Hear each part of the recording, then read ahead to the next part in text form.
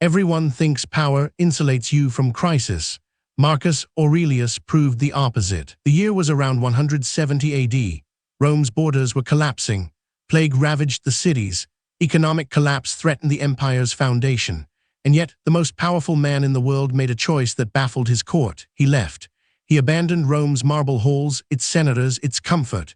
He rode north to the Danube frontier, to a war zone, seeking something his position couldn't buy: solitude, clarity, truth. Marcus Aurelius wasn't running from his duties, he was running toward them. But he understood something most leaders miss. You can't solve the world's problems while drowning in noise.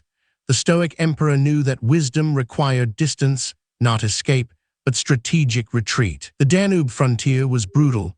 Barbarian tribes pressed against Rome's northern border.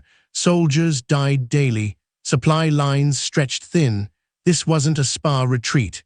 It was a place of genuine hardship, where comfort was impossible, and that's precisely why he went. Stoicism teaches that external circumstances don't define us, our responses do. Marcus needed to live that principle, not just write about it.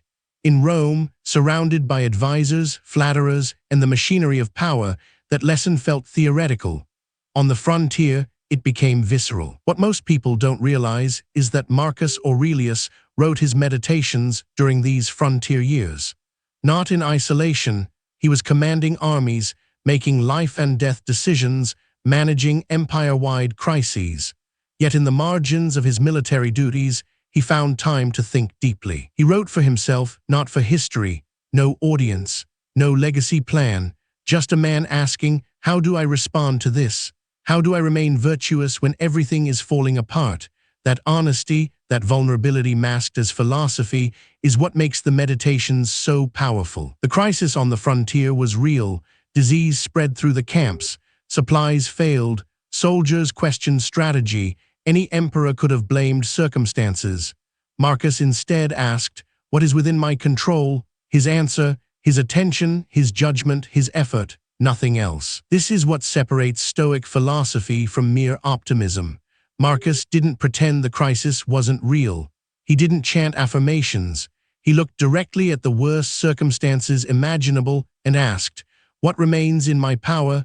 That question transformed everything. Modern leaders could learn from this. When everything is chaos, market crashes, staff turnover, competing demands, the instinct is to work harder, faster, louder. Marcus did the opposite. He slowed down, he thought. He withdrew strategically to see the whole picture clearly. The Danube retreat wasn't about escape. It was about perspective. Distance from Rome's endless noise gave Marcus clarity about what actually mattered. Most of the urgent felt trivial from the frontier. Most of the trivial revealed itself as distraction. He discovered something crucial. Solitude isn't the absence of people.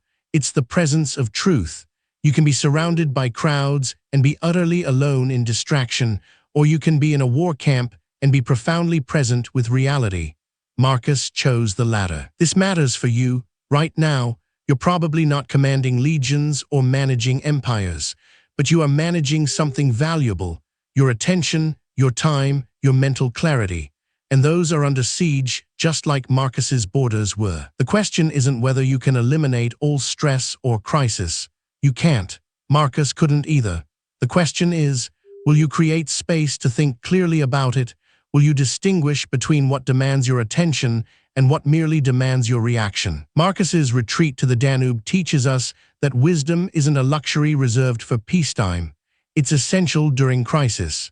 In fact, crisis is when clear thinking matters most. That's when Stoic principles stop being theoretical and become survival tools. He didn't solve every problem. Rome's challenges persisted, but he solved the one problem he could actually control: his own clarity of mind. And from that clarity came better decisions, better leadership, better responses to impossible circumstances. The Stoics understood this. External events are indifferent, but your judgment about those events, your ability to think clearly about them, that's everything. Marcus proved it on the Danube frontier. Now it's your turn to prove it in your own life. Start small, find your own Danube. It doesn't need to be a war zone.